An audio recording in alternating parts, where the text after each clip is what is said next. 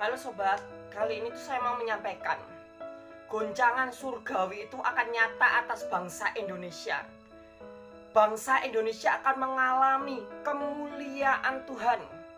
Kemuliaan Tuhan turun atas bangsa Indonesia.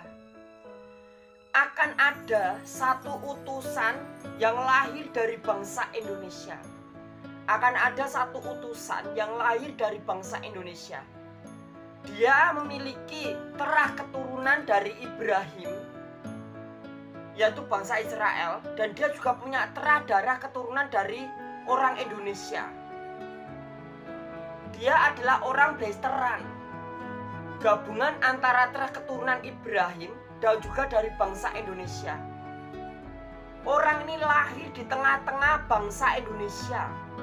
Dia berada bersama orang-orang Indonesia. Dan dia bangga menjadi orang Indonesia karena dia tahu kemuliaan Allah nyata atas bangsa Indonesia. Cepat atau lambat, guncangan surgawi akan mengguncang bangsa Indonesia.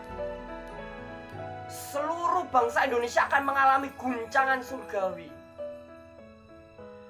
Orang-orang akan menjerit-jerit, orang-orang akan berseru-seru kepada Allah mereka. Mereka akan memanggil-manggil Tuhan mereka. Orang-orang akan mengalami dahsyatnya perbuatan Tuhan, dahsyatnya rancangan Tuhan. Dan ini adalah satu momen. Ini adalah satu momen yang sangat berharga. Ini adalah satu momen yang sangat berharga dan ini adalah kairos Tuhan.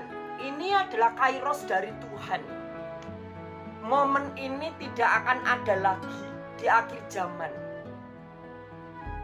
Karena di akhir zaman akan terjadi perang Armageddon, perang dunia ketiga. Kejadian ini akan menjadi pembuka, akan menjadi pintu gerbang pembuka untuk perang Armageddon, untuk perang besar-besaran di dunia. Di mana Indonesia itu menjadi bangsa pilihan di akhir zaman. Indonesia itu menjadi bangsa pilihan di akhir zaman. Kalau bangsa Israel bangsa pilihan di zamannya nabi-nabi, bangsa Indonesia menjadi bangsa pilihan di akhir zaman. Betapa mulianya Allah, betapa agungnya Allah Yahweh atas bangsa Indonesia. Cepat atau lambat, semua pasti akan terjadi. Tidak akan ada yang bisa menggagalkan rencana Tuhan. Tidak akan ada yang bisa menggagalkan apa yang sudah dirancang oleh Tuhan. Sekalipun itu manusia, sekalipun itu iblis, semuanya tidak bisa menggagalkan itu. Karena semua yang terjadi akan tetap sesuai keinginan Tuhan. Di mana guncangan surgawi itu akan membuat orang-orang di Indonesia itu berhamburan. Orang-orang di Indonesia akan berhamburan. Semuanya akan bingung, berusaha menyelamatkan diri mereka, berusaha menyelamatkan keluarga mereka, berusaha untuk menyelamatkan kehidupan mereka. Orang-orang akan sibuk mencari keselamatan. Tetapi di tengah-tengah hal itu terjadi, ada sebagian kecil orang. Saat bencana itu datang, dia tidak khawatir dan dia tidak takut.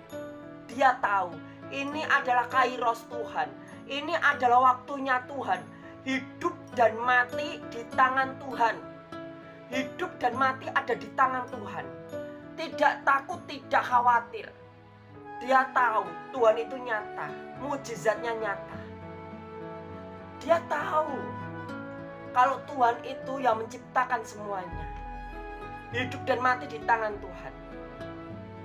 Dia tidak akan bingung untuk menyelamatkan diri.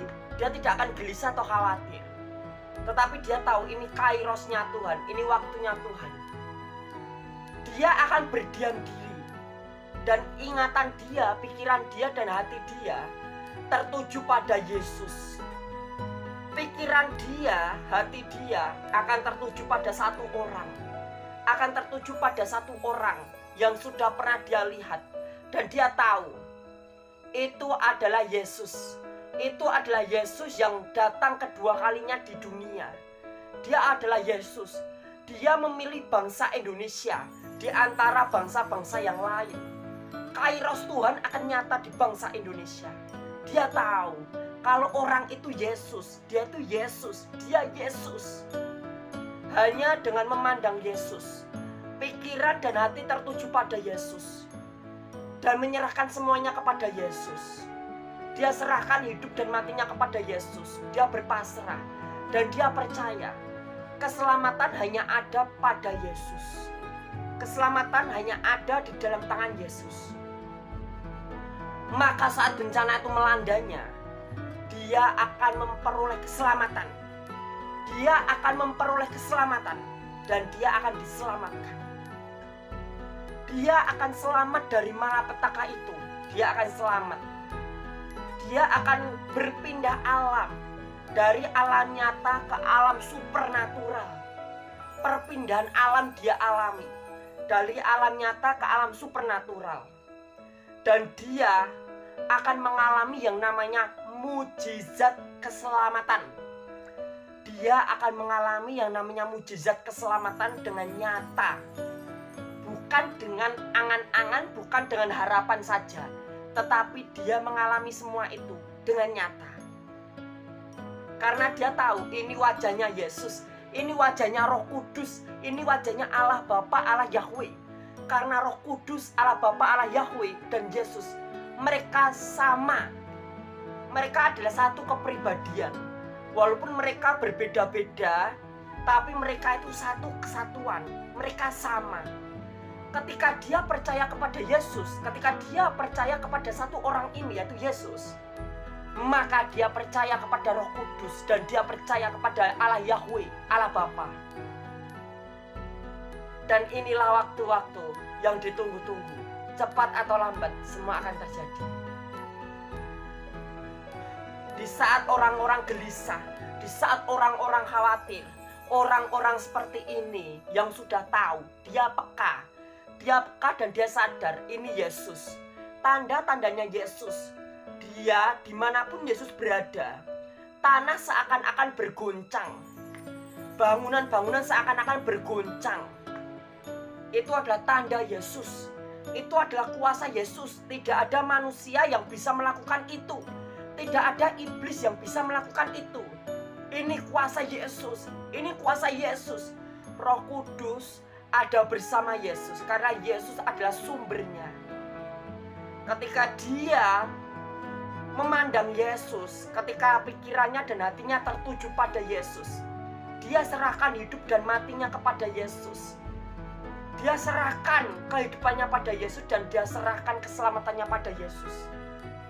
Saat-saat itu kairosnya datang.